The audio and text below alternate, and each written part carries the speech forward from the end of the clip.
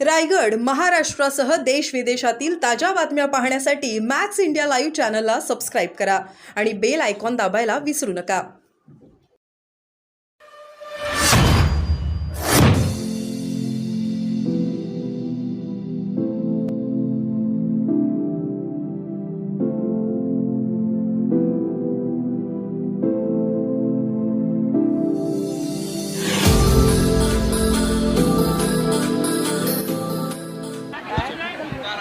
भाई आगे चलो आगे चलो आगे चलो. एक मिनिट रुक ना बाबा.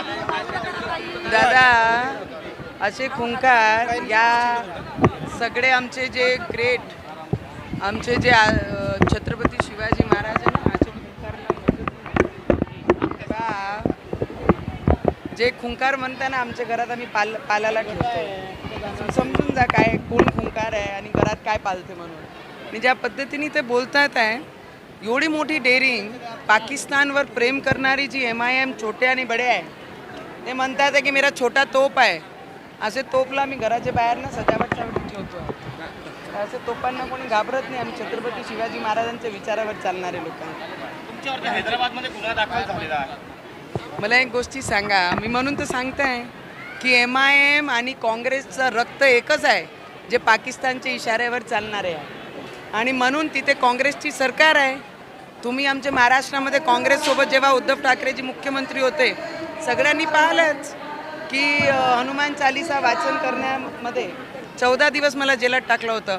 तो काँग्रेसकडनं आणि MIM कडनं काय अपेक्षित आहे? ते खुलेआम धमक्या देत आहे. आत्ताही ते म्हणत आहे की मी दाबून ठेवला आहे, मी सांभाळून ठेवला आहे छोटेला. छोटा जर बाहेर निघाला तुम्हाला सगळ्यांना संपून टाकन. त्यांच्यावर गुन्हा दाखल नाही होत. एवढे हेटरेड स्पीच देतात, त्यांच्यावर हैदराबादमध्ये गुन्हा दाखल नाही होत. पण काँग्रेस आहे ना बिचारी आणि MIMचे दोघांचे रक्त एकच आहे, तर गुन्हा तर दाखल होणारच आहे. पण मला एक गोष्टी माहीत आहे, आम्ही जे विचार घेऊन काम करत आहे त्या विचाराला आम्ही धक्का कुठेच लागू देणार नाही. थोडा स्पष्ट असतो. तुम्ही आत्ता बोलताना असं म्हणाले की खुंकारला आम्ही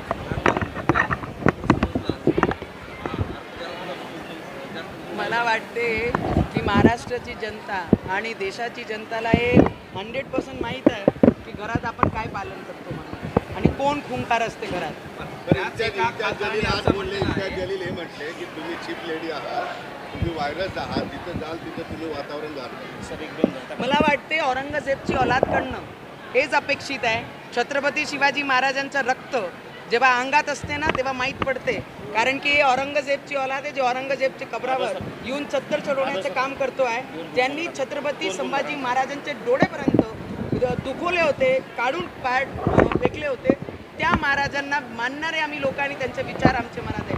तर या औरंगजेबची औलाद काय म्हणते त्याच्यावर जास्त लक्ष देत नाही. यावेळी संभाजीनगरमध्ये आज संभाजीनगरची जेवढी जनता आहे त्यांना माहीत आहे की 5 वर्ष संभाजीनगरला जे दाग लागलेला आहे, यावेळीच त्या रक्ताला आम्ही दाग लागू देणार नाही. अरे खरंच छटाकभर आहे. दादा मी एक गोष्टी आपल्याला नक्की सांगू शकते. माझी सैनिकाची मुलगी आहे, मी छटाकभरच आहे.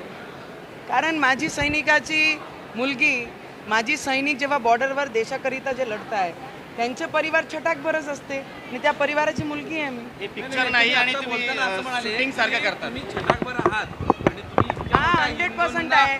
140 कोटी जनतामध्ये ते 20 कोटी 25 कोटी नाही आहे. ते आम्हाला आमच्या लोकांना दम देत आहे. तर दम बर्दाश्त करणार नाही कोणी. ते म्हणतात की हा काही सिनेमा नाही, हे काही शूटिंग नाही आहे.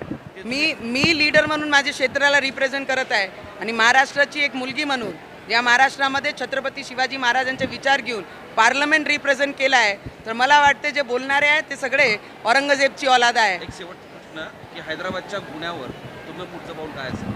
मी ते खुलेआम म्हटलं आहे की मी हैदराबाद येणार आहे आणि सगळ्यांनी माझं बोललेलं ऐकलंच आहे. जेव्हा मी म्हटलं होतं मुंबईत जाणार आहे हनुमान चालीसा पठण करण्यासाठी, तर मुंबईत पोचली होती.